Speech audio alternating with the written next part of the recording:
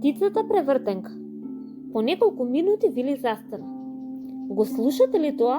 Праша тој. Сите застанаа и се обидува да слушнат за што спорува Вили. Се доближуваше звук на мафтање, како да лета некоја птица. Погледнаа нагоре и над нив имаше една многу чудна гледка.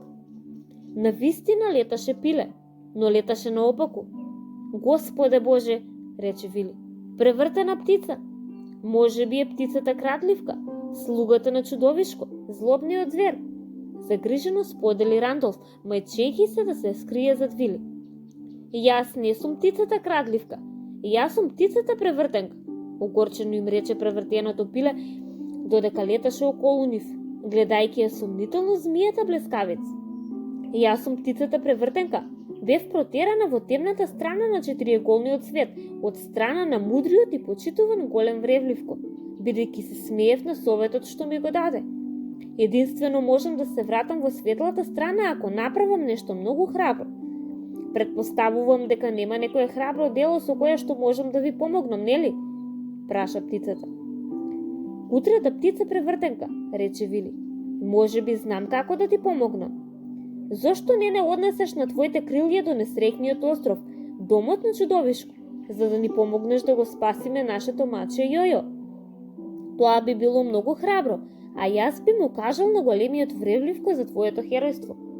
Да, може, среќно извика птицата превртенка, истовремено преплашено од змијата блескавица. Не плаши се, рече Вили. Змијата блескавица ни е нашиот водич и пријател. Навистина си безбедна, потврди Рандолф. Змијата блескавица никогаш не би те повредила. Несигурно, промрмори птицата превртенка, но сепак слета колку што можеше поблиску до земјата. Не можеш ли да се приземиш? Ја праша Вили. Не, одговори птицата превртенка. Сакав да го прашам големиот вревливко како да слетам, но заборавив дека ми е дозволено да побарам само еден совет и го поставив погрешното прашање. Што го праша? Рече Рандолф. Како да фатам црв без да слетам? Одговори птицата. Мудриот и почитуван голем вревливко ми одговори дека треба да направам салто наназад. И јас се насмевнав. Тоа не било многу културно од твоја страна, но ако ни помогнеш да го спасиме Јојо, јас ќе го прашам големиот вревливко како може да слеташ на земја, бидејќи се уште не сум го потрошил мојот совет, предложи Вили. Ти благодарам, Вили, ти си можеби мојата единствена надеж, благородно рече птицата превртенка. Ајде сега кажете ми на стомачето и ќе ве однесам во светот на чудовишко. Вили, Рандолф и змијата блескавица се качија на грбот на птицата превртенка и пролетаа низ темницата.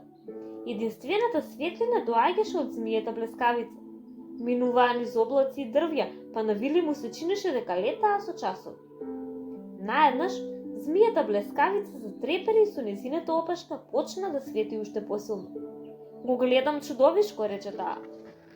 И навистина се гледаше во далечината. Вили не беше ни малку исплашен, бидејќи му се виде дека чудовишко е мало.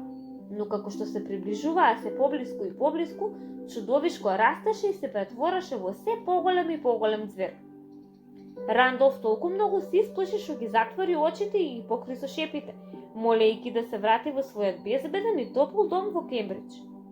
Изгасни се блескавице, рече Вили, за да не види чудовишко.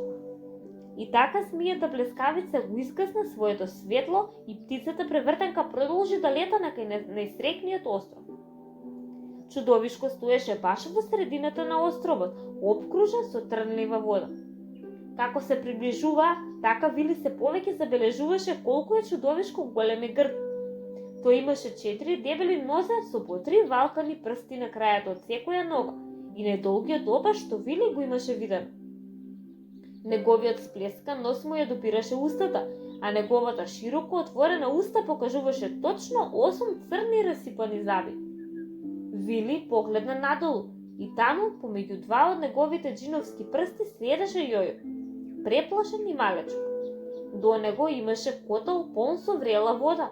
На равот на котелот стоеше една злобна и нервозна птица со црни пердови, што ја мешаше водата со голема дрвена лажица. Тоа мора да е птицата крадливка, предпостави Вили.